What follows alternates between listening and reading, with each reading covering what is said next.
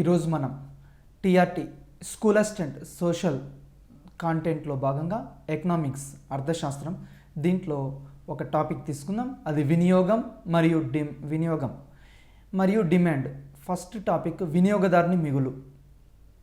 వినియోగదారుని మిగులు అనే సిద్ధాంతాన్ని మొట్టమొదటిసారిగా ప్రతిపాదించింది ఎవరు అంటే 1844 సంవత్సరంలో డ్యూపిట్ అనే ఫ్రెంచ్ ఇంజనీర్ ఈ వినియోగదారుని మిగులు సిద్ధాంతాన్ని ప్రతిపాదించాడు. ఎందుకంటే అర్థశాస్త్రంలో మనకు వివిధ రకాల సిద్ధాంతాలు ఉన్నాయి. ఈ వినియోగదారుని మిగులు సిద్ధాంతం కూడా చాలా ఇంపార్టెంట్. వినియోగదారుని మిగులు సిద్ధాంతాన్ని, ఈ భావాన్ని ఎగ్జామినేషన్ పాయింట్ ఆఫ్ వ్యూలో ఎట్లా అడుగుతాడు అంటే వినియోగదారుని మిగులు సిద్ధాంతాన్ని మొట్టమొదట ఏ సంవత్సరంలో ఎవరు ప్రతిపాదించారు అంటారు. 1844 సంవత్సరంలో డ్యూపిట్ అనే ఫ్రెంచ్ ఇంజనీర్ ప్రతిపాదించాడు. అసలు ఇతను ఎందుకు ప్రతిపాదించాడు అంటే ఇతను ఒక నదిపై ఒక ఆనకట్ట కట్టాలి అని, ఒక బ్రిడ్జ్ కట్టాలి అని నిర్ణయించుకున్నారు. అయితే ఆ బ్రిడ్జ్ కట్టేటప్పుడు, ఆ నదిపై ఆ వంతెన కట్టేటప్పుడు ప్రజలు పొందే ప్రయోజనాన్ని అంచనా వేయడం కోసం రూపొందించాడు. ఫర్ ఎగ్జాంపుల్, ఆ నదిపై బ్రిడ్జి కట్టారనుకోండి, ఆనకట్ట కట్టారు. ఆనకట్ట కట్టడం ద్వారా అక్కడ చుట్టుపక్కల ఉండే రైతులు తమ యొక్క భూముల్ని కోల్పోవడము, అదేవిధంగా అక్కడ ఉండే ప్రజలు తమ యొక్క నివాస స్థలాన్ని కోల్పోవడము, దాని ద్వారా వాళ్ళు ఎంత కోల్పోతున్నారు, ప్లస్ మరియు ఆ ఆనకట్ట కట్టడం వల్ల ప్రయోజనం ఏంది, ఫర్ ఎగ్జాంపుల్ వాటర్ ఫెసిలిటీ కల్పిస్తాం. అయితే ఈ రెండింటికి మధ్య బేరేజ్ వేయడం కోసం ఇతను ఈ ఇంజనీర్ దీన్ని రూపొందించడం జరిగింది, వినియోగదారుని మిగులు అనే సిద్ధాంతం. అదేవిధంగా దీన్ని ఎవరు అభివృద్ధి చేశారని ఎగ్జామినేషన్లో మనకు అడగవచ్చు. 1897 సంవత్సరంలో మార్షల్ తన pure theory of domestic values అనే గ్రంథంలో వినియోగదారుని మిగులు సిద్ధాంతాన్ని వివరించాడు. మనకి ఎగ్జామినేషన్ పాయింట్ ఆఫ్ వ్యూలో ఎట్లా అడుగుతాడు అంటే ఎవరు వినియోగదారుని మిగులు సిద్ధాంతాన్ని అభివృద్ధి చేశాడు అని అడగవచ్చు.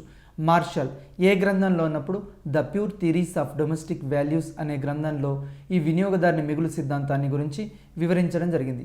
అసలు ఈ డెఫినేషన్ చూద్దాం.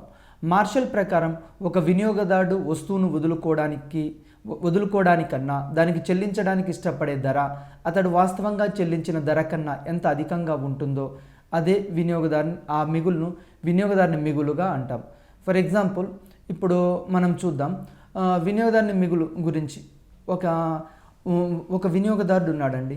అతడు ఒక వస్తువుని వదులుకోవడానికన్నా దానికి ఎక్కువ కాస్ట్ పెట్టడానికి ముందుకు వస్తూ ఉంటాడు. ఫర్ ఎగ్జాంపుల్, మనము ఒక టీవీ ధర అతడు ఒక 10,000 చెప్పాడు అనుకోండి. మనం ఏం చేస్తున్నాం, మనం వాస్తవంగా 10,000, మనము వాస్తవంగా మార్కెట్లో 20,000 ఉంటుందని అక్కడికి ఆశించి వెళ్ళాం. కానీ అక్కడికి తీరా మార్కెట్కి వెళ్ళిన తర్వాత అది 10,000 రూపీసే ఉందనుకోండి. అంటే మనకి ఇక్కడ 10,000 సేవ్ అయిందిగా. ఈ సేవ్ అయిన దాన్ని అంటే మనం వాస్తవంగా ఎంత పెట్టడానికి ఇష్టపడుతున్నాము ఆ ధరని, ప్లస్ ఇష్టపడే ధర మరియు వాస్తవంగా చెల్లించిన ధర, ఈ రెండింటికి మధ్య తేడానే వినియోగదారుని మిగులు అంటాం. జనరల్గా ఇతడు ఏం చేశాడంటే మార్షల్ వినియోగదారుని మిగులు కోసం ఎగ్జామినేషన్లో ఇతడు ఉప్పు, న్యూస్ పేపర్, అగ్గిపెట్టె ఇట్లాంటి వస్తువులకు వినియోగదారుని మిగులు ఎక్కువగా ఉంటుందని చెప్పాడు. ఎందుకంటే మనము ఉప్పు ఉందనుకోండి, సాల్ట్, మనం మార్కెట్కి వెళ్ళి ఒక 20 రూపీస్ పెడదాం అనుకున్నాం. కానీ వాస్తవంగా మార్కెట్లో సాల్ట్ ప్యాకెట్ ధర 10 రూపీసే ఉందనుకోండి. మనం పెట్టడానికి సిద్ధపడిన ధర ఎంత, 20 రూపీస్. వాస్తవంగా చెల్లించిన ధర ఎంత, 10 రూపీస్. అంటే 20 - 10 = 10. ఈ 10 అనేది వినియోగదారుని మిగులుగా చెప్తున్నాం. జనరల్గా ఏ వస్తువులకు ఎక్కువగా ఉంటుందంటే ఉప్పు, న్యూస్ పేపరు, అగ్గిపెట్టె ఇట్లాంటి వాటికి ఎక్కువగా ఉంటుందని మార్షల్ తన యొక్క సిద్ధాంతంలో వివరించాడు.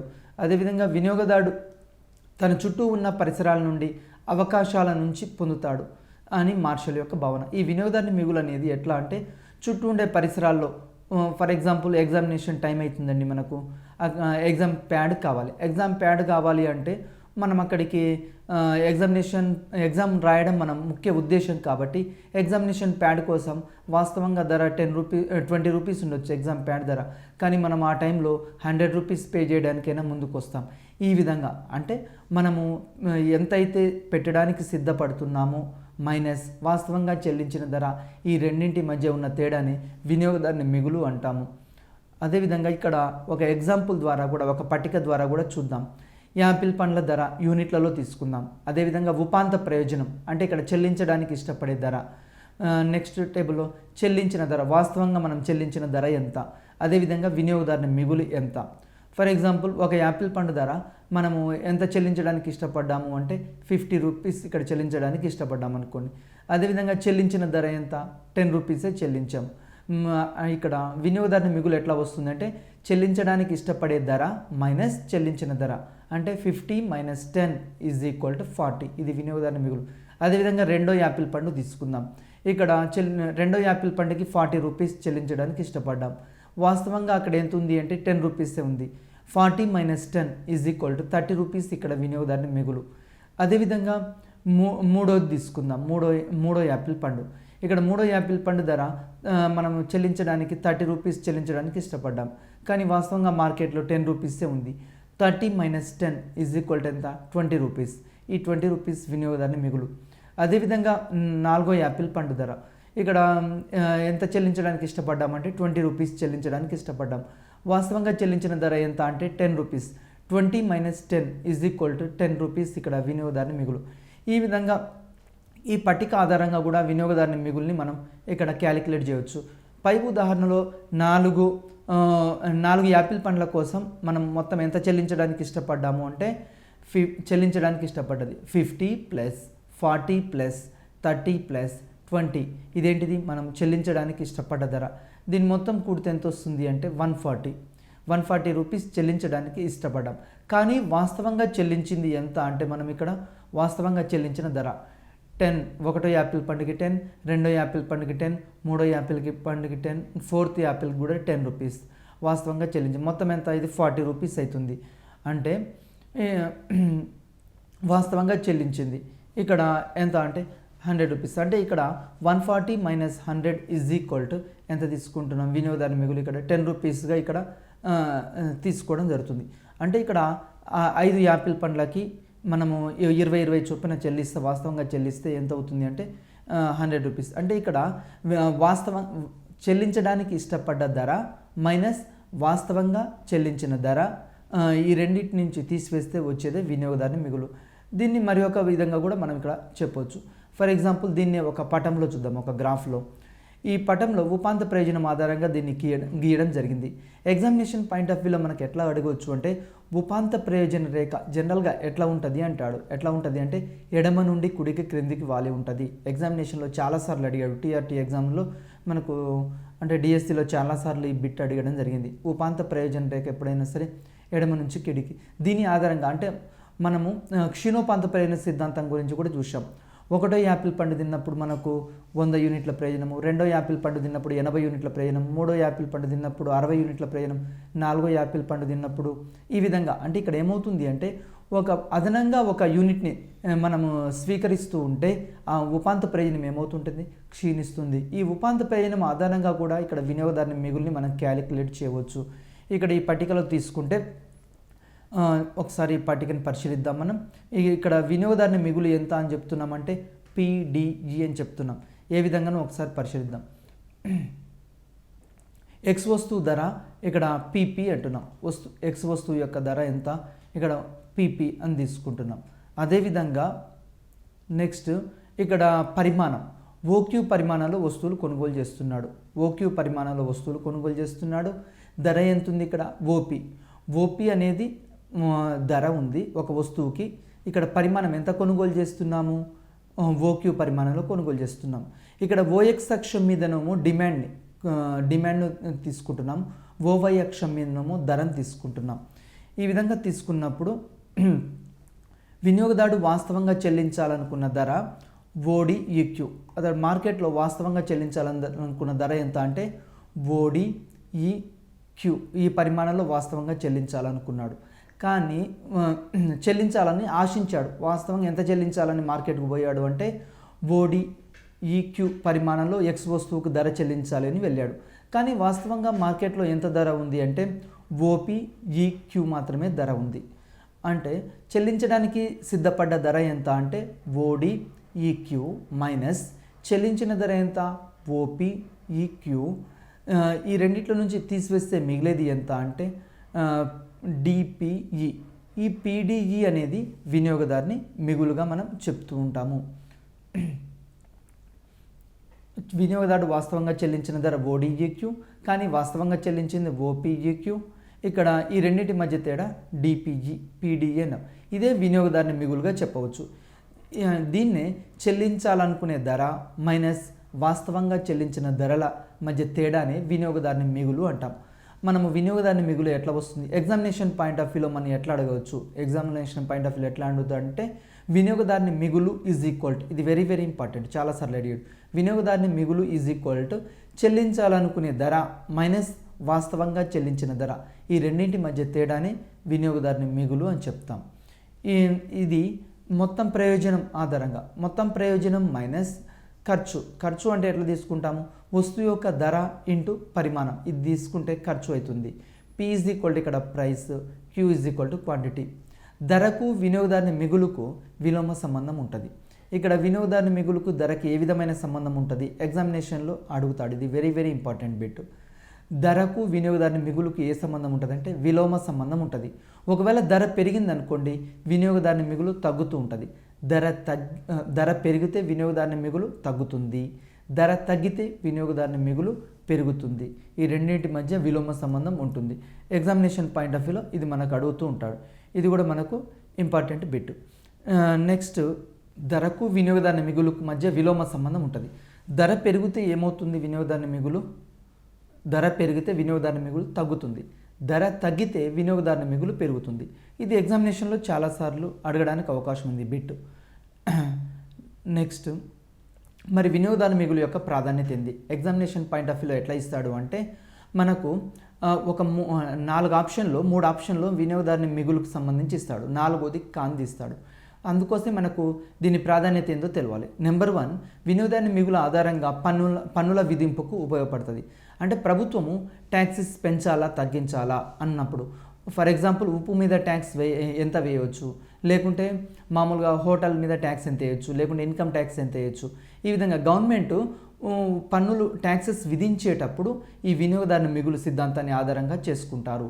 ఎందుకంటే ఒక వస్తువు ధర మీద ట్యాక్స్ విధించినప్పుడు దానివల్ల వినియోగదారుడు కోల్పోయే ఉపాంత ప్రయోజనము మరియు అదేవిధంగా టోటల్ సమాజానికి ప్రభుత్వానికి ఎంత ఆదాయం వస్తుంది, ఈ రెండింటి ఆధారంగా కూడా ఇది ఉపయోగపడుతుంది. వినియోగదారుని మిగులు సిద్ధాంతం ముఖ్యంగా పన్నుల విధింపుకు ఉపయోగపడుతుంది.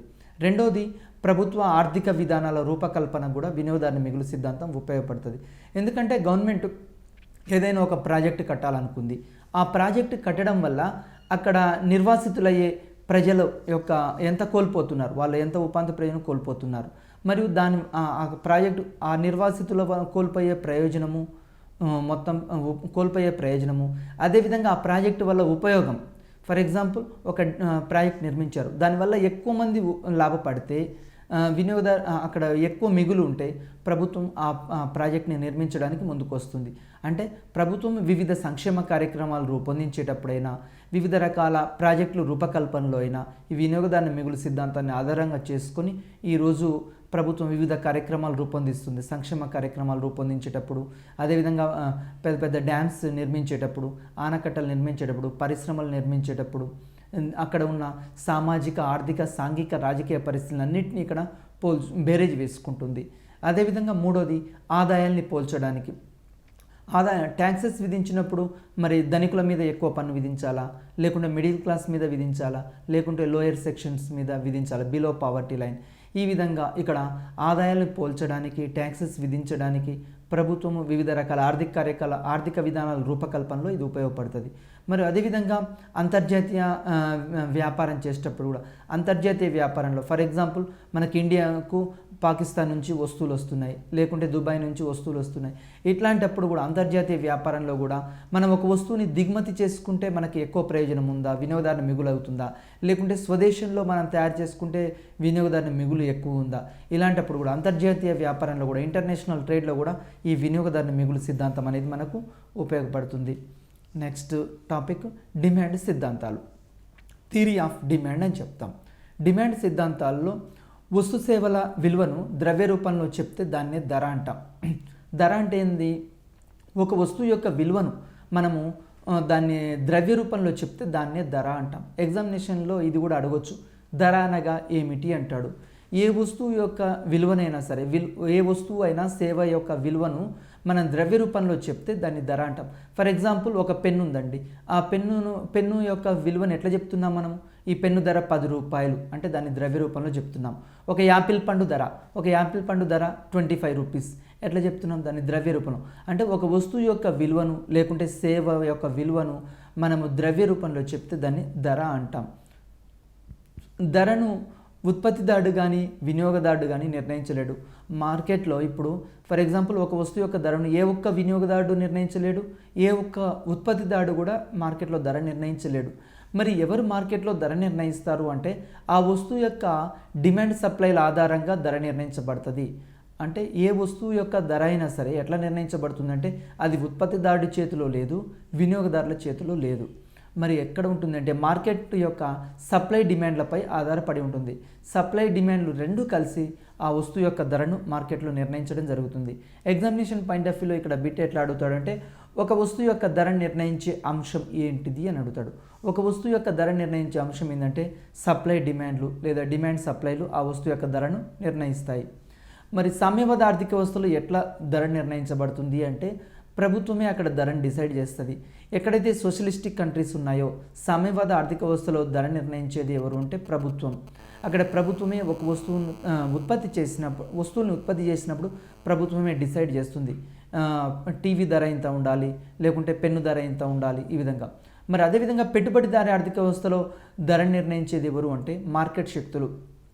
పెట్టుబడిదారీ ఆర్థిక వ్యవస్థలో ఈరోజు క్యాపిటలిస్టిక్ కంట్రీస్లో అమెరికా అయినా, బ్రిటన్ అయినా, ఫ్రాన్స్ అయినా ఇట్లాంటి దేశాల్లో వస్తువుల యొక్క ధరని ఎవరు నిర్ణయిస్తారు అంటే అక్కడ ఉండే సప్లై డిమాండ్లు కలిసి మార్కెట్ ఆధారంగా ధర నిర్ణయించబడుతుంది.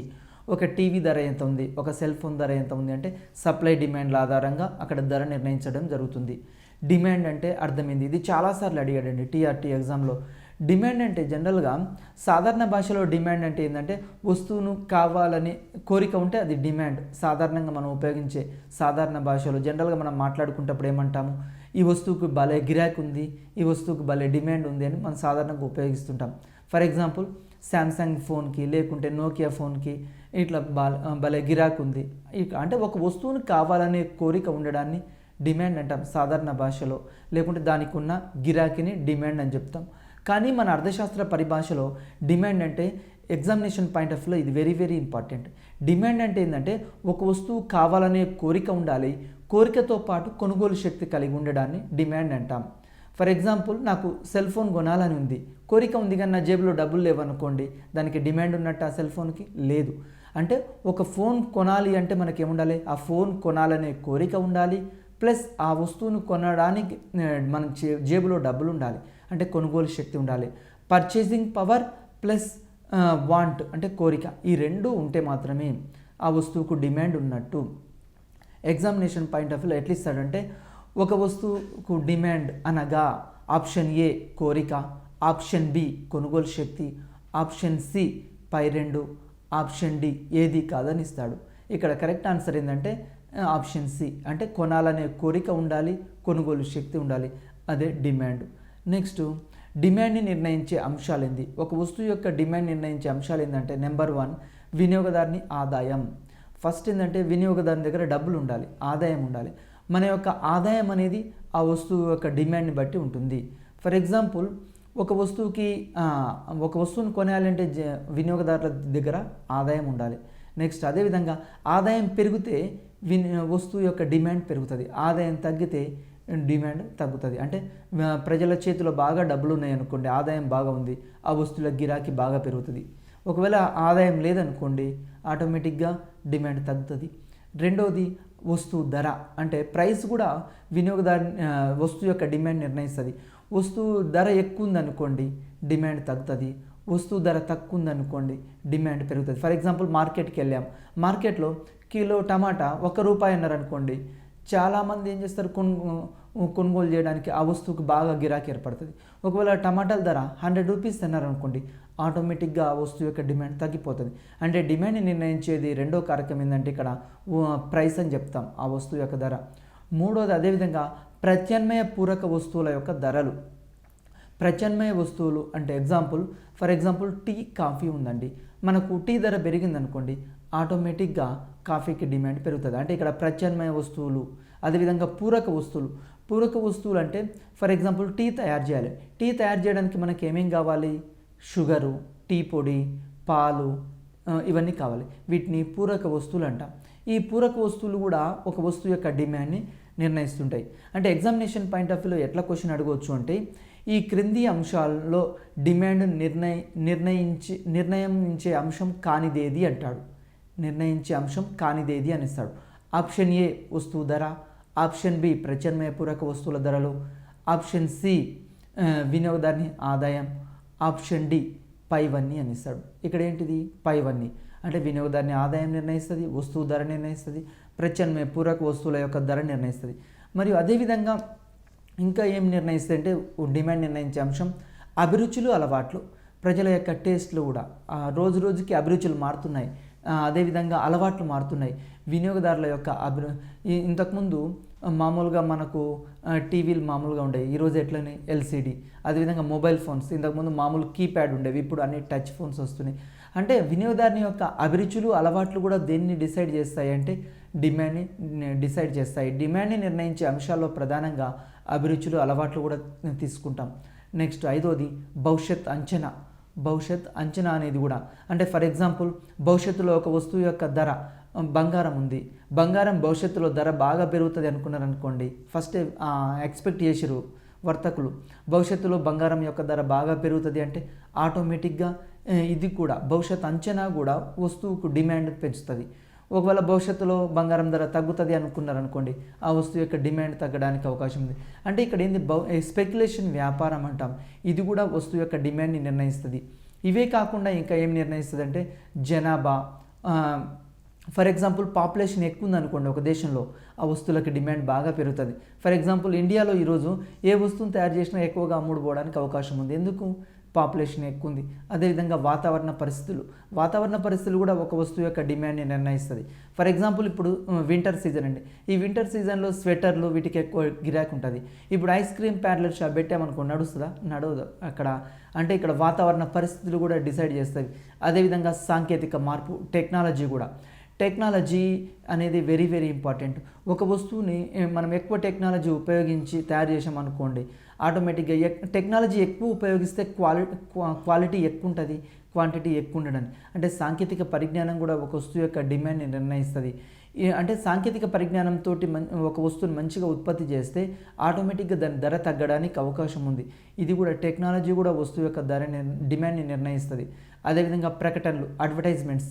చాలామంది ఈరోజు ఫర్ ఎగ్జాంపుల్ మనకు అడ్వర్టైజ్మెంట్కి సచిన్ టెండూల్కర్ని, కపిల్ దేవ్ని ఈ విధంగా తీసుకుంటుంటాం, బూస్ట్ ఇట్లాంటివి యాడ్స్. ఎందుకోసము అంటే ప్రకటనల ద్వారా కూడా వస్తువు యొక్క డిమాండ్ని పెంచడానికి అవకాశం ఉంది. ఇది కూడా డిమాండ్ని నిర్ణయించే అంశాలుగా తీసుకుంటుంటాం. నెక్స్ట్ డిమాండ్ ఫంక్షన్ అని చెప్తాం. డిమాండ్ ఫంక్షన్ అంటే ఏంటంటే ఒక వస్తువు యొక్క డిమాండ్ నిర్ణయించే అంశాలకు మధ్య గల సంబంధాన్ని తెలిపేదాన్ని డిమాండ్ ఫలం అంటాం. అంటే ఒక వస్తువు యొక్క ఆ డిమాండ్ నిర్ణయించే కారకాలు ఇంతకుముందే చెప్పాం. వినియోగదారుని యొక్క ఆదాయము, అభిరుచులు, అలవాట్లు, అదేవిధంగా ధర, ప్రత్యామ్నాయ పూరక వస్తువుల యొక్క ధరలు, వీటన్నిటి మధ్య గల ఈ రెండింటి మధ్య గల సంబంధాన్ని తెలిపేదాన్ని డిమాండ్ ఫలం అంటాం. ఎగ్జామినేషన్ పాయింట్ ఆఫ్ వ్యూలో చాలాసార్లు అడిగాడండి బిట్టు డిమాండ్ ఫలం. ఇక్కడ DN is equal to function of P, తర్వాత పి అంటే ఆ వస్తువు యొక్క ధర, పి సబ్స్క్రిప్షన్, పిఎస్సి, అదేవిధంగా వై, అదేవిధంగా టీ, అదేవిధంగా ఈ. అంటే ఒక వస్తువు యొక్క డిమాండ్ నిర్ణయించే అంశాలు ఏంటి అంటే ఆ వస్తువు యొక్క ధర నిర్ణయిస్తుంది.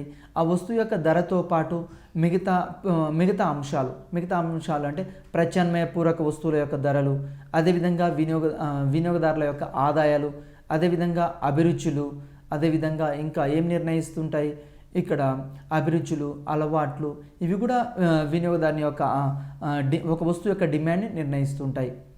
అంటే ఇక్కడ మిగతా అంశాల్లో మార్పు లేదని భావించడాన్ని సిటరస్ పారిబస్ అంటాం. ఇది ఎగ్జామినేషన్లో చాలాసార్లు వచ్చింది. అంటే ఒక వస్తువు యొక్క ధరని ఏమంటున్నామంటే వస్తువు యొక్క ధరకి డిమాండ్కి మధ్య గల సంబంధాన్ని పరిశీలిస్తున్నాం అనుకోండి. ధరకు డిమాండ్కు మధ్య గల సంబంధాన్ని పరిశీలించేటప్పుడు మిగతా అంశాలన్నీ స్థిరంగా ఉంటాయని ఇక్కడ ప్రమేయం చేస్తున్నాం, అజంప్షన్ చేస్తున్నాం. ఈ మిగతా అంశాలు అంటే ఏంది? వినియోగదారుని యొక్క ఆదాయము, తర్వాత ఇతర ప్రత్యామ్నాయ పూరక వస్తువుల యొక్క ధరలు, అదేవిధంగా అభిరుచులు, అలవాట్లు, ఈ విధంగా మిగతా అంశాల్లో మార్పు లేదు అని భావించడాన్ని ఇక్కడ సెటరస్ పారిబస్ అంటాం. అదేవిధంగా వస్తువు ధరకు డిమాండ్కు మధ్య ఏ సంబంధం ఉంటుందని ఎగ్జామినేషన్లో చాలాసార్లు అడిగాడు.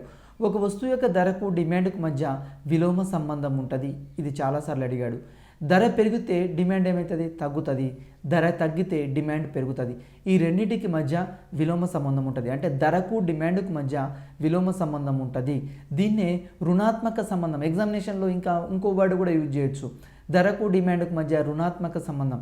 ఇక్కడ ధర పెరిగితే డిమాండ్ తగ్గుతుంది, ధర పెరిగితే డిమాండ్ తగ్గుతుంది, ధర తగ్గితే డిమాండ్ పెరుగుతుంది. ఈ విధంగా విలోమ సంబంధం ఉంటుంది.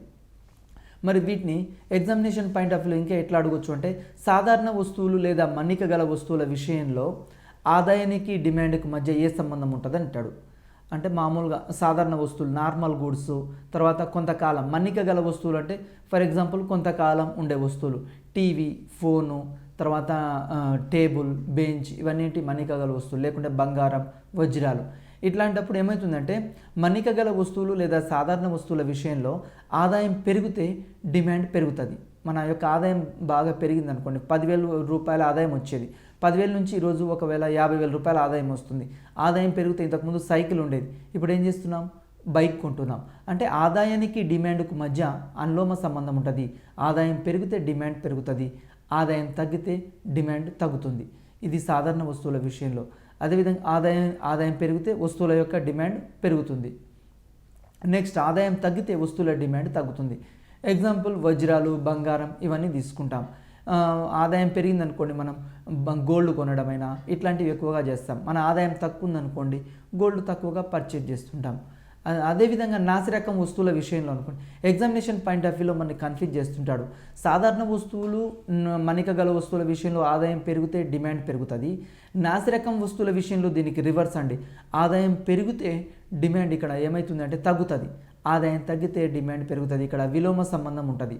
నాసిరకం వస్తువుల విషయంలో ఆదాయానికి డిమాండ్కు మధ్య విలోమ సంబంధం ఉంటుంది. అదే సాధారణ వస్తువులు, మన్నిక గల వస్తువుల విషయంలో మాత్రం అనులోమ సంబంధం ఉంటుంది. నెక్స్ట్ ఆదాయం పెరిగితే డిమాండ్ తగ్గుతుంది. ఇది నాసిరకం వస్తువుల విషయంలో. ఆదాయం తగ్గితే నాసిరకం వస్తువుల విషయంలో డిమాండ్ పెరుగుతుంది. ఫర్ ఎగ్జాంపుల్ మన ఆదాయము 10,000 నుంచి 20,000 అయింది అనుకోండి. ఇంతకుముందు మామూలు బియ్యం తినేవాళ్ళం. ఈరోజు ఏం చేస్తాం? సామ మసూరి, బాస్మతి అట్లా ప్రిఫర్ చేస్తాం. ఒకవేళ ఆదాయం 20,000 నుంచి 5,000 అయింది అనుకోండి, అప్పుడు ఏం చేస్తాం? ఆదాయం తగ్గితే జొన్నలు, రాగులు, సజ్జలు, నూకలు ఇట్లాంటివి తినడానికి ప్రిఫర్ చేస్తారు. ఎగ్జామినేషన్ పాయింట్ ఆఫ్ వ్యూ ఇక్కడ బిట్ అడగడానికి అవకాశం ఉంది. అదేవిధంగా డిమాండ్ రకాలు. అంటే డిమాండ్ని నిర్ణయించే అంశాల ఆధారంగా డిమాండ్ని 3 రకాలుగా విభజించారు. ఒక వస్తువు యొక్క డిమాండ్ని నిర్ణయించే అంశాలని బేస్ చేసుకొని డిమాండ్ని 3 రకాలుగా విభజించారు. ఒకటి ధర డిమాండ్, రెండోది ఆదాయ డిమాండ్, మూడోది జాత్యంతర డిమాండ్.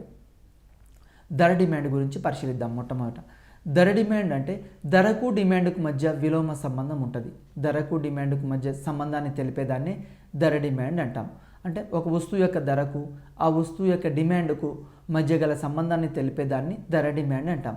మరి డిమాండ్ని నిర్ణయించే ఇతర అంశాలు స్థిరంగా ఉంటే ఒక వస్తువు యొక్క డిమాండ్ ఇక్కడ ఏమవుతుందంటే ఇతర అంశాలన్నీ స్థిరంగా ఉన్నాయి. అంటే ఆదాయము, వినియోగదారుని యొక్క ఇక్కడ ఆదాయము, అదేవిధంగా ప్రజల యొక్క అభిరుచులు, అలవాట్లు ఇవన్నీ స్థిరంగా ఉన్నాయి. అదేవిధంగా ప్రత్యామ్నాయ పూరక వస్తువుల యొక్క ధరలు ఇవన్నీ స్థిరంగా ఉన్నాయని భావించినప్పుడు ఒక వస్తువు యొక్క ధర పెరిగితే డిమాండ్ తగ్గుతుంది, ధర తగ్గితే డిమాండ్ పెరుగును. ఈ రెండింటికి మధ్య ఇక్కడ విలోమ సంబంధం ఉంటుంది. దీన్ని ఏం చేస్తున్నామంటే ధర demand dx = function of px అంటాం. అంటే సాధారణంగా ధరకు డిమాండ్కు మధ్య విలోమ సంబంధం ఉంటుంది. ఇది చాలాసార్లు ఎగ్జామినేషన్ పాయింట్ ఆఫ్ వ్యూలో అడిగాడు. దీన్నే ఒక పట్టిక రూపంలో చూద్దాం. దీన్ని డిమాండ్ పట్టిక, డిమాండ్ ఫంక్షన్ అంటాం. ఒక వస్తువును వివిధ ధరల వద్ద మనం ఏ విధంగా కొంటాం? ఫర్ ఎగ్జాంపుల్ టమాటాలు ఉన్నాయండి. టమాటాలు ₹1 ఉన్నప్పుడు ఎట్లా కొంటాం? ₹5 పెరిగితే ఏ విధంగా కొంటాం? ₹50 ఉన్నప్పుడు ఏ విధంగా కొంటాం? ₹100 ఉన్నప్పుడు ఏ విధంగా కొంటాం? దీన్ని ఒక పట్టిక రూపంలో మనం పరిశీలిద్దాం. వినియోగదారుడు కొనుగోలు చేసిన వస్తువుల పరిమాణం మధ్య గల సంబంధాన్ని తెలియజేసింది. అంటే వినియోగదారుడు ధరకి అతడు వస్తువు యొక్క ధరకి అతడు కొనుగోలు చేసే పరిమాణానికి మధ్య గల సంబంధాన్ని తెలిపేదాన్ని ఇక్కడ డిమాండ్ పట్టిక అంటున్నాం. ఈ డిమాండ్ పట్టికని ఏం చేస్తున్నామంటే ఫర్ ఎగ్జాంపుల్ ఇది రెండు రకాలుగా కనుక్కోవచ్చు. ఎట్లా కనుక్కోవచ్చు అంటే వైయక్తిక డిమాండ్ పట్టిక, మార్కెట్ డిమాండ్ పట్టిక. ఇక్కడ వైయక్తికంగా అంటే ఒక్కొక్క వ్యక్తికి సంబంధించింది పరిశీలిస్తేనేమో వైయక్తిక డిమాండ్ పట్టిక అంటాం.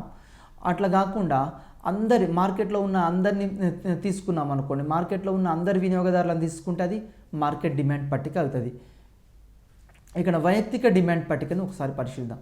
వైయక్తిక డిమాండ్ పట్టిక అంటే ఒక వినియోగదారుడు వివిధ ధరల వద్ద కొనుగోలు చేసిన వస్తు పరిమాణమును వైయక్తిక డిమాండ్ పట్టిక తెలియజేస్తుంది. అంటే ఒక వినియోగదారుడు ఎంతెంత ధరలు ఉన్నప్పుడు టమాటాల ధర ₹1 ఉన్నప్పుడు ఎంత కొనుగోలు చేశాడు, ₹2 ఉన్నప్పుడు ఎంత కొనుగోలు చేశాడు, ₹3 ఉన్నప్పుడు ఎంత దీన్నే మనము ఏమంటున్నాము, ఒక వినియోగదారుని పరిశీలిస్తే అది వైయక్తిక డిమాండ్ పట్టిక అంటాం. ఫర్ ఎగ్జాంపుల్ ఇక్కడ చూద్దాం, ₹6 ఒక వస్తువు ధర ఉంది, టమాటా ధర ₹6 అనుకున్నాం అనుకోండి. అప్పుడు దాని డిమాండ్ ఎంత, 1 కేజీ కొన్నాం. టమాటా ధర ₹5 అయిందండి, అప్పుడు 2 కేజీలు కొంటున్నాం. టమాటా ధర ₹4 అయింది, 3 కేజీలు కొంటాం. టమాటా ధర ₹3 అయింది, 4 కేజీలు కొంటాం. టమాటా ధర ₹2 అయింది, అప్పుడు 5 కేజీలు కొంటాం. టమాటా ధర ₹1 అయింది, అప్పుడు 6 కేజీలు కొంటాం. అంటే ఇక్కడ ధర తగ్గుతూ ఉంటే డిమాండ్ ఏమైంది, పెరుగుతూ పోయింది. ఒకవేళ ధర పెరిగింది అనుకోండి, డిమాండ్ తగ్గింది. ఇదే విషయాన్ని పరిశీలిద్దాం మనం. పై పట్టికలో వినియోగదారుడు ₹6 ధర వద్ద ₹6 ధర ఉన్నప్పుడు ఒక కేజీ టమాటానే కొన్నాడు. అదేవిధంగా ₹5 ధర వద్ద 2 కేజీలు కొన్నాడు. అదేవిధంగా ₹1 ధర వద్ద 6 కేజీలు కొన్నాడు. అంటే ఇక్కడ మనం ఏమంటున్నాము అంటే పై పట్టికలో వినియోగదారుడు ₹6 ధర వద్ద ఒక వస్తువును కొనుగోలు చేస్తే ₹5 ధర వద్ద 2 వస్తువును కొనుగోలు చేస్తున్నాడు. ₹4 ధర వద్ద 3 కేజీలు, ₹3 ధర వద్ద 4 కేజీలు. ఈ విధంగా ధరకు డిమాండ్కు మధ్య విలోమ సంబంధం ఉన్నది. ఈ విషయాన్ని మనం ఇక్కడ పరిశీలిస్తున్నాం. దీన్నే ఒక పట్టిక రూపంలో కూడా మనం చూపించవచ్చు. దీన్నే ఒక గ్రాఫ్ రూపంలో. ఫర్ ఎగ్జాంపుల్ వినియోగదారుడు OX అక్షం మీద ఇక్కడ ఏం చేస్తున్నాము, వస్తు పరిమాణం టమాటాల యొక్క పరిమాణాన్ని, OY అక్షం మీద ధరని తీసుకుందాం. OY అక్షం మీద ₹1 ధర ఉన్నప్పుడు అతడు ఎన్ని కేజీలు కొనుగోలు చేస్తున్నాడు, టమాటాలు 6 కేజీలు కొనుగోలు చేస్తున్నాడు. ₹2 ధర ఉన్నప్పుడు 5 కేజీలు కొనుగోలు చేస్తున్నాడు. ₹3 ధర ఉన్నప్పుడు 4 కేజీలు కొనుగోలు చేస్తున్నాడు. ₹4 ధర ఉన్నప్పుడు 3 కేజీలు కొనుగోలు చేస్తున్నాడు. ₹5 ధర ఉన్నప్పుడు 2 కేజీలు కొనుగోలు చేస్తున్నాడు. ₹6 ధర ఉన్నప్పుడు 1 కేజీ కొనుగోలు చేస్తున్నాడు. అంటే ఇక్కడ ధర పెరుగుతూ ఉంటే డిమాండ్ ఏమైంది, తగ్గుతూ ఉంది. ధరకు డిమాండ్కు మధ్య విలోమ సంబంధం ఉంది. అదేవిధంగా వైయక్తిక డిమాండ్ రేఖను జనరల్గా 2 రకాలుగా పరిశీలించవచ్చు. ఒకటేమో సాధారణ సరళ రేఖ మాదిరిగా ఉంటుంది. అంటే డిమాండ్ రేఖ ఎట్లా ఉంటుంది అని ఎగ్జామినేషన్లో క్వశ్చన్ అడగవచ్చు. డిమాండ్ రేఖ ఎట్లా ఉంటుంది అంటే ఎడమ నుంచి కుడికి క్రిందికి వాలి ఉంటుంది. ఇది నెంబర్ 1 ఇంపార్టెంట్ క్వశ్చన్. డిమాండ్ రేఖ ఎట్లా ఉంటుంది, ఎడమ నుంచి కుడికి క్రిందికి వాలి ఉంటుంది. నెక్స్ట్ డిమాండ్ రేఖ సాధారణ రేఖలాగా ఉండవచ్చు, లేక సరళ రేఖలాగా ఉండవచ్చు, లేకుంటే ఇంకొక విధంగా కూడా ఉండవచ్చు. ఎట్లా ఉండవచ్చు అంటే కుంభాకారంగా కూడా ఉండవచ్చు, లేదా మూలబిందుకు కుంభాకారంగా ఉండవచ్చు, లేదా వక్రరేఖలాగా ఉండవచ్చు. అంటే ఇక్కడ పరిశీలించండి, వైయక్తిక డిమాండ్ రేఖ సరళ రేఖ మాదిరిగా ఉండవచ్చు, వక్రరేఖ మాదిరిగా ఉండడానికి అవకాశం ఉంది. పై పటంలో డిమాండ్ రేఖ ఎడమ నుంచి కుడికి క్రిందికి వాలి ఉంది. అంటే ఇక్కడ రుణాత్మక వాలుని కలిగి ఉంది. చూడండి, డిడి డిమాండ్ రేఖ ఎట్లా ఉంది, ఎడమ నుంచి కుడికి క్రిందికి వాలి ఉంది, రుణాత్మక వాలుని కలిగి ఉంది. ఎగ్జామినేషన్లో ఇక్కడ బిట్ అడుగుతాడు. డిమాండ్ రేఖ ఎడమ నుంచి కుడికి క్రిందికి వాలు ఉంది. ఏ వాలు, రుణాత్మక వాలు. ఆప్షన్ ఏ ధనాత్మక వాలు, ఆప్షన్ బి రుణాత్మక వాలు, ఆప్షన్ సి పై 2, ఆప్షన్ డి ఏది కాదనేసాడు. ఇక్కడ ఎట్లా ఉంది, డిమాండ్ రేఖ రుణాత్మక వాలుని కలిగి ఉంది. అదేవిధంగా డిమాండ్ రేఖ సరళ రేఖ మాదిరిగానే ఉండవచ్చు, వక్రరేఖ మాదిరిగానే ఉండవచ్చు. రెండవది, ఇప్పుడు వైయక్తిక డిమాండ్ పట్టిక అయిపోయింది. రెండవది మార్కెట్ డిమాండ్ పట్టిక. మార్కెట్లో వివిధ ధరల వద్ద ఒక వస్తువు గల మొత్తం డిమాండ్ను ఇది తెలుపుతుంది. దీన్ని కూడా 2 రకాలుగా పొందవచ్చు. ఎట్లా పొందవచ్చు అంటే వైయక్తిక డిమాండ్ పట్టికల మొత్తాన్ని కలపడం ద్వారా పొందవచ్చు. అంటే ఫర్ ఎగ్జాంపుల్ ఒక మార్కెట్లో ఒక 5 వినియోగదారులు ఉన్నారనుకోండి. 5 వినియోగదారులు వివిధ ధరల వద్ద వాళ్ళు ఎట్లా కొనుగోలు చేస్తున్నారు, ఏ ఎన్ని కేజీలు కొనుగోలు చేశాడు, బి ఎంత కొనుగోలు చేశాడు, సి ఎంత కొనుగోలు చేశాడు. ఈ విధంగా అందరివి కలిపితే ఇక్కడ మార్కెట్ డిమాండ్ పట్టిక అవుతుంది. అదేవిధంగా వైయక్తిక డిమాండ్ పట్టిక ఇంటూ వినియోగదారుల సంఖ్యను వేసినా కానీ మార్కెట్ డిమాండ్ పట్టిక వస్తుంది. మార్కెట్లో 3 వినియోగదారులు ఉంటే మార్కెట్ డిమాండ్ ఈ క్రింది విధంగా ఉంటుంది. ఒక ఎగ్జాంపుల్ ద్వారా చూద్దాం. మార్కెట్లో ఇక్కడ చూద్దాం. ధర ఒక ఫస్ట్ కాలంలో ధర తీసుకున్నాం. రెండో దాంట్లో డిమాండ్ అంటే ఇక్కడ 3 వినియోగదారులను తీసుకున్నాం. ఏ వినియోగదారుడు, బి వినియోగదారుడు, సి వినియోగదారుడు. దీని ఆధారంగా ఏం చేసాం, మార్కెట్ డిమాండ్ చూద్దాం. ఫర్ ఎగ్జాంపుల్ 10 రూపాయలు ధర ఉంది. 10 రూపాయలు ధర ఉన్నప్పుడు ఏ అనే వినియోగదారుడు ఎంత కొనుగోలు చేస్తున్నాడు అంటే ఒక యూనిట్ 1 కేజీ కొనుగోలు చేశాడు. అదేవిధంగా 10 రూపాయల ధర వద్ద బి అనే వినియోగదారుడు 2 కేజీలు కొనుగోలు చేస్తున్నాడు. అదేవిధంగా 10 రూపాయల ధర వద్ద సి అనే వినియోగదారుడు ఇక్కడ ఎన్ని కేజీలు కొనుగోలు చేస్తున్నాడు, 6 కేజీలు కొనుగోలు చేస్తున్నాడు. మొత్తం ఇక్కడ 3 కేజీలు కొనుగోలు చేస్తున్నాడు. మొత్తం మార్కెట్ డిమాండ్ ఎంత అంటే ఏ 1 కేజీ, బి 2 కేజీలు, సి 3 కేజీలు. మొత్తం అయింది ఎంత అయింది, 1 + 2 + 3 = 6. ఈ విధంగా దీన్ని మార్కెట్ డిమాండ్ అంటాం. ఇది ఒక ధర వద్ద. అదేవిధంగా 9 రూపాయల ధర ఉన్నప్పుడు, 8 రూపాయల ధర ఉన్నప్పుడు, 7 రూపాయల ధర ఉన్నప్పుడు, అంటే ఇక్కడ ఫర్ ఎగ్జాంపుల్ 7 రూపాయల ధర వద్ద చూద్దాం. 7 రూపాయల ధర వద్ద ఏ అనే వినియోగదారుడు 4 కేజీలు, 7 రూపాయల ధర వద్ద బి అనే వినియోగదారుడు 5 కేజీలు, సి అనే వినియోగదారుడు 7 రూపాయల ధర వద్ద 6 కేజీలు. అంటే ఇక్కడ 4 + 5 + 6, 4 + 5 9, 9 + 6 15. ఈ విధంగా అంటే మార్కెట్లోని మొత్తం వినియోగదారులని కలుపుతూ పోతే ఏమైందంటే మార్కెట్ డిమాండ్ వస్తుంది. దీని పై పట్టిక ఆధారంగా దీన్ని ఒక రేఖాపటం ద్వారా కూడా చూపించవచ్చు. ఒక గ్రాఫ్ ఆధారంగా మార్కెట్ డిమాండ్ని ఇక్కడ రేఖాపటం ఆధారంగా తీసుకుందాం. ఓఎక్స్ అక్షం మీద డిమాండ్ని, ఓవై అక్షం మీద ధరని తీసుకుందాం. ఓఎక్స్ అక్షం మీద ఇక్కడ డిమాండ్ని తీసుకుంటున్నాం, ఓవై అక్షం మీద ధరని. ఇక్కడ మార్కెట్లో 10 రూపాయల ధర వద్ద మార్కెట్ డిమాండ్ ఎంత ఉంది, 6 కేజీలు కొనుగోలు చేసిండు. 9 రూపాయల ధర వద్ద మార్కెట్ డిమాండ్ ఎంత ఉంది, 9 కేజీలు కొనుగోలు చేశారు. అదేవిధంగా 8 రూపాయల ధర వద్ద 12 కేజీలు కొనుగోలు చేశారు. 7 రూపాయల ధర వద్ద మార్కెట్ డిమాండ్ 15. అంటే వస్తువు యొక్క ధర తగ్గుతూ ఉంటే డిమాండ్ పెరుగుతుంది. ఇది very very important. Market demand ఏమవుతుంది, వస్తువు యొక్క ధర తగ్గుతూ ఉంటే డిమాండ్ పెరుగుతుంది. వస్తువు యొక్క ధర పెరిగితే డిమాండ్ తగ్గుతుంది. ధర తగ్గితే డిమాండ్ పెరుగుతుంది. ఈ రెండింటి మధ్య విలోమ సంబంధం ఉంది. ధర పెరిగితే డిమాండ్ తగ్గుతుంది, ధర తగ్గితే డిమాండ్ పెరుగుతుంది. ధరకు డిమాండ్కు మధ్య ఇక్కడ విలోమ సంబంధం ఉంది. మార్కెట్ డిమాండ్ రేఖ కూడా సాధారణ డిమాండ్ రేఖ వలె ఉంటుంది లేదా వక్రరేఖలాగా ఉండవచ్చు. ఇది కూడా వక్రరేఖ. నెక్స్ట్ డిమాండ్ సూత్రం, లా ఆఫ్ ద డిమాండ్ సూత్రాన్ని ఇక్కడ పరిశీలిద్దాం. ఆల్ఫ్రెడ్ మార్షల్ ప్రకారం ఇతర పరిస్థితులు మారనంత వరకు ఒక వస్తువు ధర పెరిగితే డిమాండ్ తగ్గుతుంది.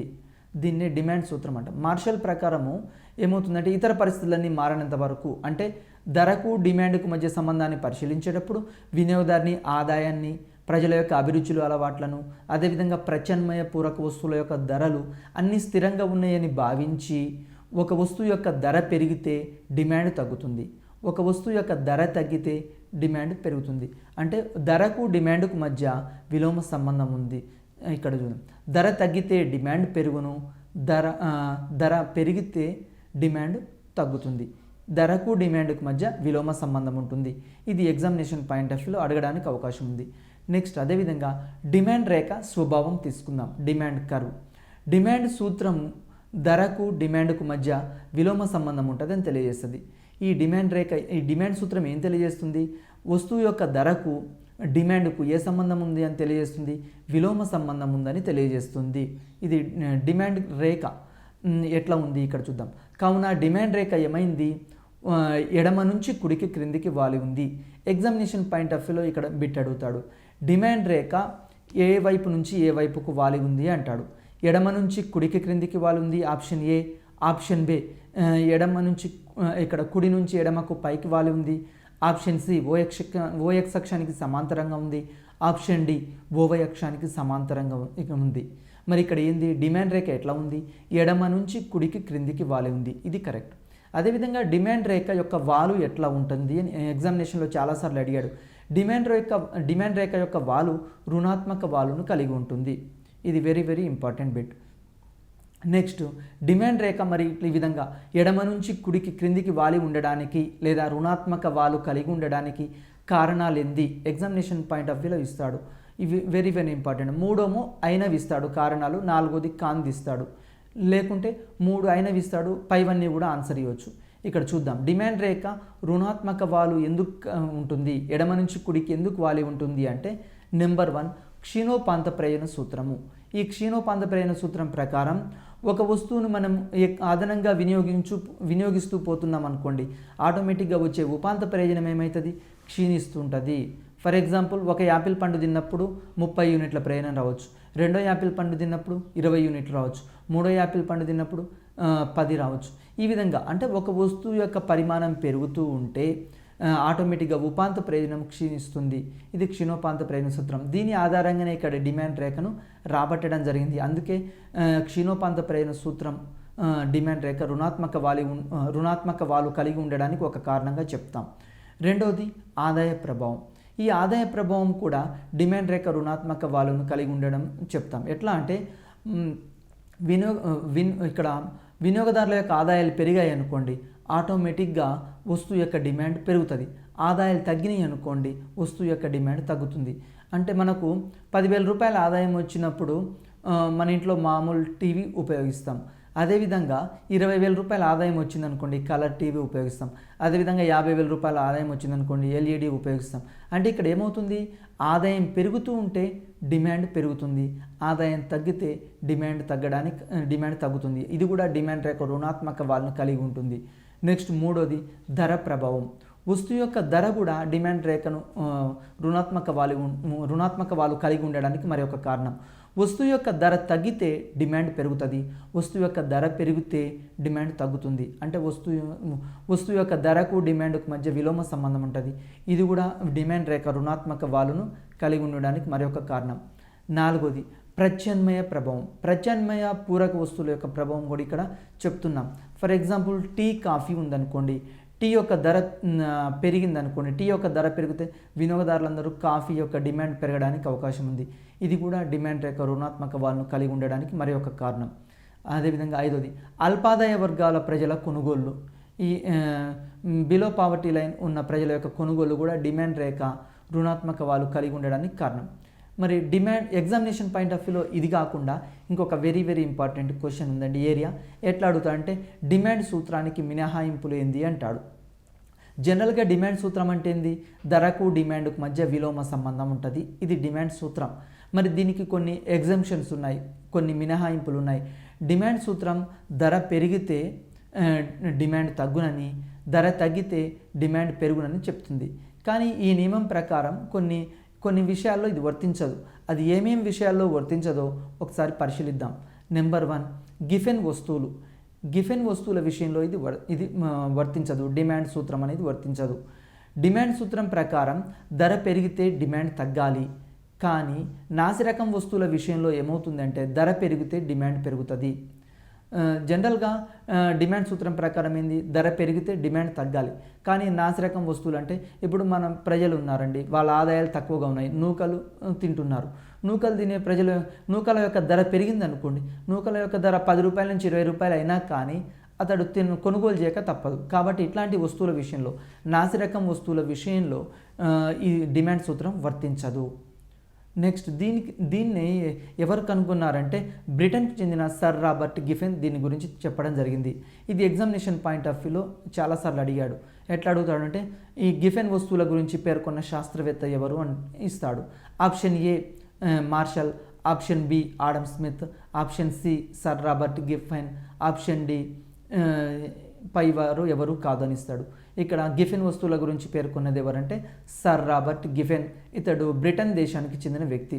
ఇతడు ఏం చేశాడంటే పేదవారు వినియోగించే రాగులు, జొన్నలు ఇట్లా లేకుంటే బ్రెడ్ ఇట్లాంటి వాటి యొక్క ధరలు పెరిగాయి అనుకోండి, ధర పెరిగినా కానీ డిమాండ్ తగ్గదు అని ఇతను కనుగొనడం జరిగింది. ఈ గిఫెన్ వస్తువుల విషయంలో డిమాండ్ రేఖ కూడా ఇక్కడ ఎట్లా ఉంటుంది అంటే ధనాత్మక వాలు కలిగి ఉంటుంది. ధనాత్మక వాలు అంటే ఇక్కడ ఎడమ నుంచి కుడికి పైకి వాలి ఉంటుంది. ఎడమ నుంచి కుడికి పైకి వాలి ఉంటుంది. ఇది గిఫెన్ వస్తువుల విషయంలో వర్తించదు. ఎగ్జామినేషన్ పాయింట్ ఆఫ్ వ్యూలో ఎట్లా అడుగుతాడు అంటే గిఫెన్ వస్తువుల విషయంలో డిమాండ్ రేఖ ఎట్లా ఉంటుంది, ఎడమ నుంచి కుడికి ఇక్కడ పైకి వాలి ఉంటుంది. అంటే ధర పెరిగినా కానీ ధర పెరిగినా డిమాండ్ పెరుగుతుంది. ఒకవేళ ఇక్కడ ఇలాంటి వస్తువుల విషయంలో ధర తగ్గినా కానీ డిమాండ్ తగ్గుతుంది. ఇట్లాంటి వస్తువుల విషయంలో ఈ విధంగా ఉంటుంది. ధరకు డిమాండ్కు గిఫెన్ వస్తువుల విషయంలో ఇది వర్తించదు. నెక్స్ట్ వెబ్లన్ ప్రభావం రెండవది. డిమాండ్ సూత్రం ఈ వస్తువులకు కూడా వర్తించదు. వెబ్లన్ గౌరవ సూచక వస్తువుల డిమాండ్ గురించి తెలిపాడు. అతడు రాసిన గ్రంథం, వెబ్లన్ రాసిన గ్రంథం ఏంటంటే the theory of laser class అనే గ్రంథంలో ఈ వెబ్లన్ కొన్ని వస్తువులను పేర్కొన్నాడు. దీన్ని ఏమంటాము అంటే వెబ్లన్ ప్రకారం గౌరవ సూచక వస్తువులు, ఫర్ ఎగ్జాంపుల్ స్టేటస్ కోసం ఈరోజు సమాజంలో కొద్దిమంది ప్రజలు ఉపయోగిస్తారు. ఫర్ ఎగ్జాంపుల్ బంగారము, వజ్రాలు మొదలైనవి. ఇట్లాంటి వస్తువుల విషయంలో ధర పెరిగింది అనుకోండి, ధర పెరిగితే డిమాండ్ సూత్రం ప్రకారం ఏం కావాలి? ధర పెరిగితే డిమాండ్ తగ్గాలి. కానీ గౌరవ సూచక వస్తువులైన బంగారము, వజ్రాలు ఇట్లాంటి వస్తువుల విషయంలో ధర పెరిగితే డిమాండ్ పెరుగుతుంది, ధర తగ్గినా కానీ డిమాండ్ ఇక్కడ తగ్గుతుంది. అంటే ప్రతిష్ట కోసం ఇక్కడ ధర పెరిగితే డిమాండ్ పెరుగుతుంది. ఇది కూడా వర్తించదు, డిమాండ్ సూత్రానికి వర్తించదు. ఇది ఒక మినహాయింపు. నెక్స్ట్ మూడోది అంచనా వ్యాపారం, స్పెక్యులేషన్ ట్రేడ్ అంటాం. షేర్లు మొదలైన వాటి విషయంలో షేర్లు మొదలైన వాటి ధరలు పెరిగితే భవిష్యత్తులో మరింత పెరుగుతాయని భావించి ధరలు పెరిగినా కానీ ఎక్కువగా కొనుగోలు చేస్తారు. ఇది కూడా డిమాండ్ సూత్రానికి మినహాయింపుగా చెప్తాం. ఫర్ ఎగ్జాంపుల్ ఈరోజు మార్కెట్లో ఉల్లిగడ్డల ధర తీసుకుందాం. ఉల్లిగడ్డల ధర 20 రూపాయల నుంచి 40 రూపాయలు అయింది. 40 రూపాయలు అయితే చాలామంది వినియోగదారులు ఏం ఆలోచిస్తారు, లేకుంటే వ్యాపారులు ఏం ఆలోచిస్తారు అంటే భవిష్యత్తులో ఇప్పుడు 40 రూపాయలు అయింది ఉల్లిగడ్డ ధర, భవిష్యత్తులో 50 రూపాయలు కావచ్చు, 60 రూపాయలు కావచ్చు అని ఊహించి ధర పెరిగితే జనరల్గా డిమాండ్ తగ్గాలి. కానీ అంచనా వ్యాపారంలో ఏమవుతుందంటే ఉల్లిగడ్డ ధర ఇంకా భవిష్యత్తులో పెరుగుతుందని ఎక్కువ మొత్తంలో డిమాండ్ పెరగడానికి అవకాశం ఉంది. ఇది కూడా ఇక్కడ డిమాండ్ సూత్రానికి ఇది ఒక మినహాయింపుగా చెప్తుంటాం. నెక్స్ట్ అదేవిధంగా నాలుగోది ఫ్యాషన్లలో మార్పులు. ఫ్యాషన్లలో మార్పుల వలన కూడా వాటి ధరలు పెరిగినా కానీ డిమాండ్ తగ్గదు. ఫర్ ఎగ్జాంపుల్ ఇప్పుడు ఒక కొత్త రకం కారు వచ్చిందండి, ఫ్యాషన్ మోడల్ కారు వచ్చింది. వస్తే ఏమైంది, ధర ఇంతకుముందు ఆ కారుకి 50 లక్షలు ఉండేది, ఇప్పుడు అది 60 లక్షలు అయింది అనుకోండి. అయినా కానీ ప్రజలు ఏం చేస్తారు, వాళ్ళ యొక్క ఫ్యాషన్లలో మార్పులు, అభిరుచులు, అలవాట్ల మార్పుల వల్ల ధర పెరిగినా కానీ డిమాండ్ ఇక్కడ పెరుగుతూనే ఉంటుంది, తగ్గదు. ఇది కూడా డిమాండ్ సూత్రానికి మినహాయింపు. నెక్స్ట్ అదేవిధంగా ఐదోది అత్యవసర పరిస్థితులు, ఎమర్జెన్సీ కండిషన్స్ అంటాం. ఫర్ ఎగ్జాంపుల్ యుద్ధాలు, కరువు కాటకాలు ఇట్లాంటివి సంభవించినాయి అనుకోండి. ఇట్లాంటి పరిస్థితుల్లో ఆ వస్తువుల యొక్క కొరతగా ఉంటుంది. ఆ వస్తువులు కొరతగా ఉంటాయి కాబట్టి ఇంకా వాటి ధరలు పెరుగుతాయి అనే ఉద్దేశంతో ఇక్కడ ధర పెరిగినా కానీ డిమాండ్ పెరుగుతుంది. ఫర్ ఎగ్జాంపుల్ జమ్మూ కాశ్మీర్ ఇట్లాంటి బార్డర్ ఏరియా తీసుకుందాం అనుకోండి.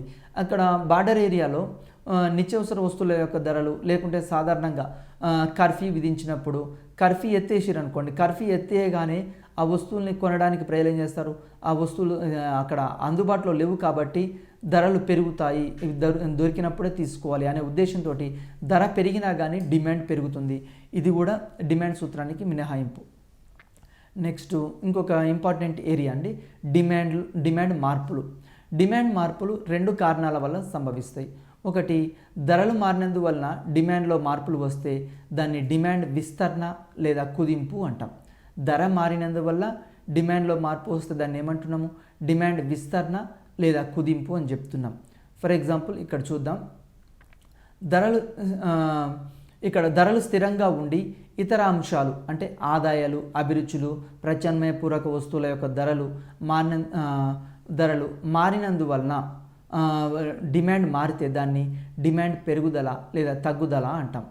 అంటే ఇతర అంశాల ధరలు స్థిరంగా ఉన్నాయి, ఇక్కడ ధరలేమో స్థిరంగా ఉన్నాయి కానీ ప్రజల యొక్క ఆదాయాలు మారినాయి, లేకుంటే ప్రజల యొక్క అభిరుచులు మారవచ్చు, ప్రజల యొక్క ప్రత్యామ్నాయ పూరక వస్తువుల యొక్క ధరలు కూడా ఇక్కడ మారవచ్చు. ఇవి మారినప్పుడు ధర పెరిగితే ఇక్కడ ఏమవుతుంది, ధర మారినందువల్ల డిమాండ్ మారితే దాన్ని డిమాండ్ పెరుగుదల లేదా తగ్గుదలగా చెప్తుంటాము.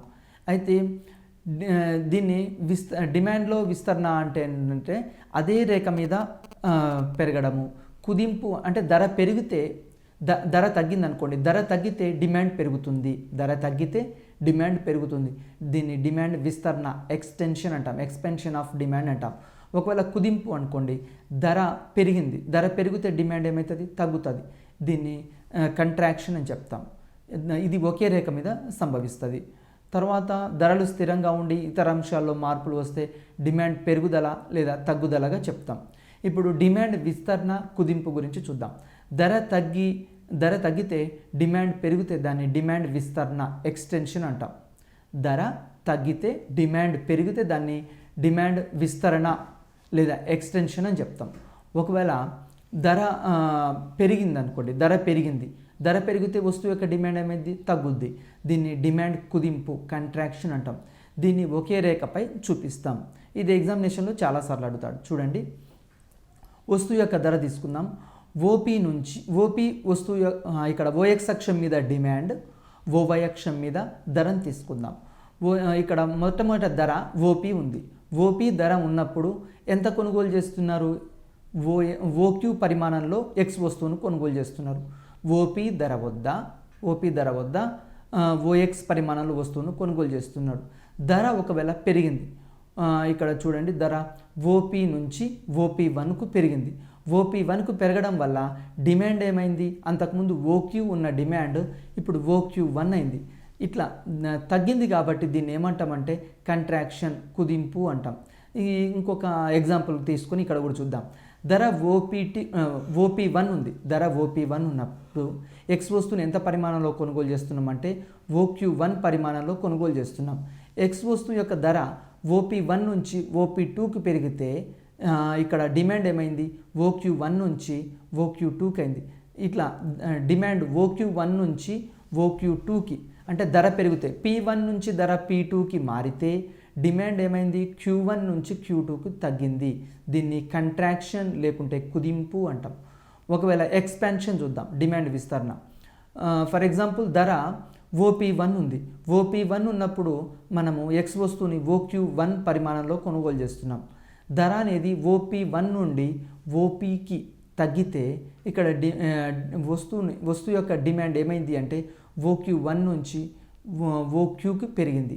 అంటే Q1 నుంచి Q2కి ఎక్స్ వస్తువు యొక్క డిమాండ్ పెరిగింది. ఎందుకు పెరిగింది? ధర OP1 నుండి OPకి తగ్గినందువల్ల, ధర తగ్గినందువల్ల, P1 నుండి P2కి ధర తగ్గినందువల్ల డిమాండ్ ఏమైంది? Q1 నుండి Qకి పెరిగింది. ఈ విధంగా పెరగడాన్ని ఎస్ నుండి ఆర్ వరకు దీన్ని విస్తరణ, ఎక్స్పాన్షన్ లేకుంటే ఎక్స్టెన్షన్ అని చెప్తూ ఉంటాం. ఇది ఎగ్జామినేషన్లో అడుగుతూ ఉంటాడు. పటంలో ధర OP1 నుండి OPకి తగ్గితే డిమాండ్ OQ నుండి OQకు పెరిగింది. ఇక్కడ ధర తగ్గితే డిమాండ్ పెరిగింది. నెక్స్ట్ అదేవిధంగా డిమాండ్ విస్తరణ తెలుపుతుంది. ఎస్ నుండి టీకి మారుటను డిమాండ్ విస్తరణ అంటాం. ఇక్కడ ఎస్ నుండి టీకి మారుటను డిమాండ్ విస్తరణ అని చెప్తున్నాం. అంటే ధర OP1 నుండి OPకి తగ్గితే డిమాండ్ OQ1 నుండి OQకి పెరిగింది. దీన్ని విస్తరణ, డిమాండ్ విస్తరణ అని చెప్తాం. నెక్స్ట్ పటంలో ఇంకో ధర OP1 నుండి OPTకి పెరిగితే డిమాండ్ ఏమైంది? OQ1 నుండి OQ2కు తగ్గింది. దీన్ని డిమాండ్ కుదింపు అంటాం. ఇది ఎస్ నుండి ఆర్కు మారుటను కుదింపు తెలుపుతుంది. పటంలో చూద్దాం. ఇక్కడ ధర OP1 నుండి OP2కు మారితే డిమాండ్ ఏమైంది? OQ1 నుండి OQ2కు తగ్గింది. అంటే ఇక్కడ ఎస్ నుండి ఆర్కి తగ్గింది. ఈ విధంగా తగ్గడాన్ని కుదింపు, కంట్రాక్షన్ అంటాం. దీన్ని ఒకే రేఖ మీద చూపిస్తున్నాం. నెక్స్ట్ రెండోది డిమాండ్ పెరుగుదల, తగ్గుదల. దీన్ని ఒకసారి పరిశీలిద్దాం. ధర కాక ఇతర అంశాలు మారితే, ఫర్ ఎగ్జాంపుల్ వస్తువు యొక్క ధర, డిమాండ్ ఇవి పరిశీలించేటప్పుడు ఇతర అంశాలు ఏం చెప్పాము? ఆ ప్రజల యొక్క ఆదాయాలు, అభిరుచులు, అలవాట్లు, అదేవిధంగా ప్రత్యామ్నాయ పూరక వస్తువుల యొక్క ధరలు, అవి అంటే ధర కాకుండా ఇతర అంశాలు మారితే, ఆదాయం పెరిగినా కానీ, ప్రత్యామ్నాయ పూరక వస్తువుల యొక్క ధరలు మారినా కానీ, అదేవిధంగా ప్రజల అభిరుచుల అలవాట్లు మారినా కానీ మారితే ఏమవుతుంది? డిమాండ్ ఎక్కువగా చేస్తే దాన్ని డిమాండ్ పెరుగుదల అంటాం. ఒకవేళ ధర తగ్గిందనుకోండి, తక్కువ డిమాండ్ చేసిందనుకోండి, తక్కువ డిమాండ్ చేస్తే డిమాండ్ తగ్గుదల అంటాం. దీన్ని కూడా మనం ఇక్కడ పటం ద్వారా వివరించవచ్చు. పటంలో ధర OP1 నుండి OP2కి పెరిగితే డిమాండ్ ఏమైందంటే OQ1 నుండి OQ2కి ధర OP1 నుండి OP2కి పెరిగితే డిమాండ్ ఏమైంది అంటే డిమాండ్ రేఖ Q1 నుండి Q1 ఉన్న డిమాండ్ రేఖ Q2కి మారింది. అంటే ఇక్కడ తగ్గింది. ధర పెరిగితే డిమాండ్ రేఖ పైన ఉన్నదాన్ని కిందికి తగ్గింది, దీన్ని డిమాండ్ కుదింపు అంటాం. ఇది ఎస్ నుండి ఆర్కు మారుటను ఇక్కడ కుదింపు అంటాం. నెక్స్ట్ అదేవిధంగా చూద్దాం, ఇక్కడ అదే చూస్తున్నాం. డిమాండ్ రేఖ ఫస్ట్ డిడి ఉందండి. ఓఎక్స్ అక్షం మీద డిమాండ్ని, ఓవై అక్షం మీద ధరని తీసుకుందాం. ఇక్కడ డిమాండ్ ఇక్కడ డిమాండ్ పెరుగుదల తరుగుదల చూద్దాం. ఓఎక్స్ అక్షం మీద డిమాండ్ని, ఓవై అక్షం మీద ధరను. ఇప్పుడు ధర ఫస్ట్ ధర ఓపీ ఉంది. ఓపీ ధర వద్ద డిమాండ్ ఎంత ఉంది అంటే ఓక్యూ ఉంది. ఇప్పుడు ధర ఏం మారలేదు, ఓపీ ధరనే ఉంది. కానీ ప్రజల యొక్క ఆదాయాలు పెరిగినాయి అనుకోండి. ప్రజల యొక్క ఆదాయాలు పెరిగినప్పుడు డిడి డిమాండ్ ఉండాల్సిన రేఖ ప్రజల యొక్క ఆదాయాలు పెరిగినప్పుడు ఎక్కువ మొత్తంలో కొనుగోలు చేశారు. కొనుగోలు చేయడం ద్వారా డిమాండ్ రేఖ ఏంటంటే D1గా మారింది. ఇక్కడ ఈ అంటే డిమాండ్ ఓపీ ధర సేమ్ ధర అంతే ఉంది. డిమాండ్ ఓక్యూ నుంచి ఏమైంది, OQ1కు మారింది. ఇక్కడ మారడాన్ని డిడి డిమాండ్ రేఖ D1గా మారడాన్ని డిమాండ్ పెరుగుదల అన్నాం.